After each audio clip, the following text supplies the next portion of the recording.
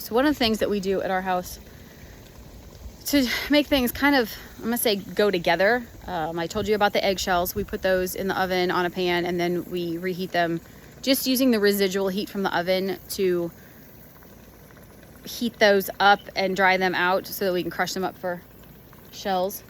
The other thing that we do is when we eat oranges or citrus fruits, so you squeeze lemons, you squeeze limes, if my jar is empty, so I have a jar that has vinegar in it, very similar to, here's our calcium vinegar, water soluble vinegar that we're making. I just have a jar that has vinegar in it and I stuff them in there. And then when it gets full and it's sat for a while, usually when I need vinegar, when I need orange vinegar, which would go for cleaning, then I take out all of the old, throw it away, and start a new jar, and I just put peels in there.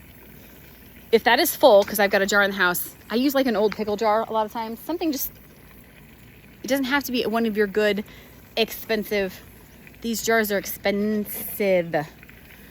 Old pickle jars work great.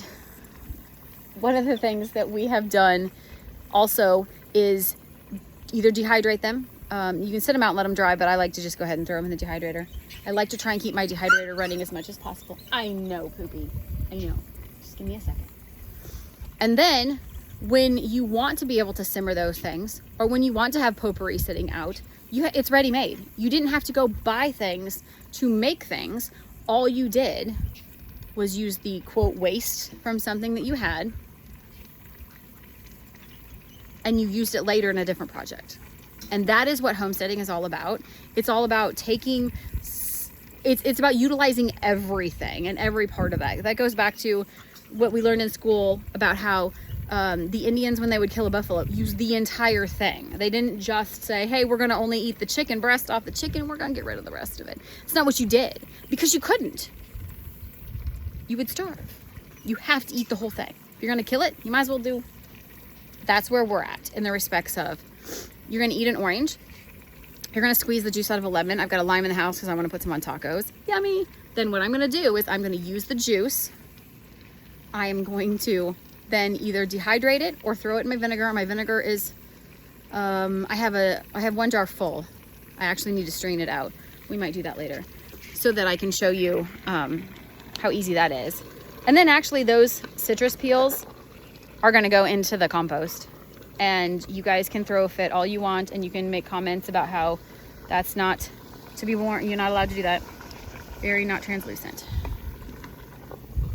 Anything, and like I will talk to you like I do my children, look me in the face, like look at my face. Anything of the earth can be made back to the earth. Does citrus and orange peels come from the earth? They do. Yeah. Do chickens come from? Yeah, they do. That's weird. The living, breathing. Yeah. Anything of the earth can be put back to the earth. William Bond has another good one. Anything that was alive can be alive again, or can go into the compost to feed the soil, to bring back life. That's what it is. Now, am I going to go dump, 25 pounds of citrus? No. But I don't have 25 pounds of citrus to dump either. Maybe if I did, maybe I would. But there's other ways. I need citrus vinegar. That's what I use to clean with.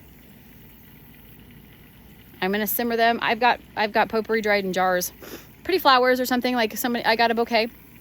I have some zinnias out here, and I've dried them, or whatever the case may be, and just put them in a cute little basket or a nice little jar for either just to look at, or you can then coat them with essential oils if you want to, and then have that release and smell into the house.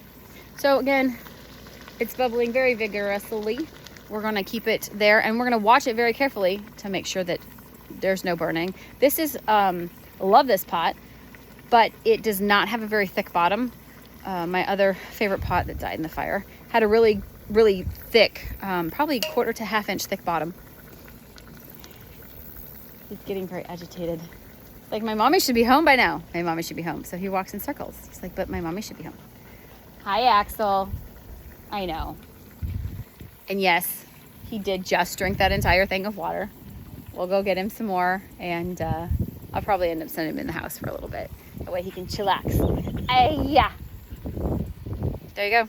We'll come back when we need to stir it again and do some more work and keep cooking it down.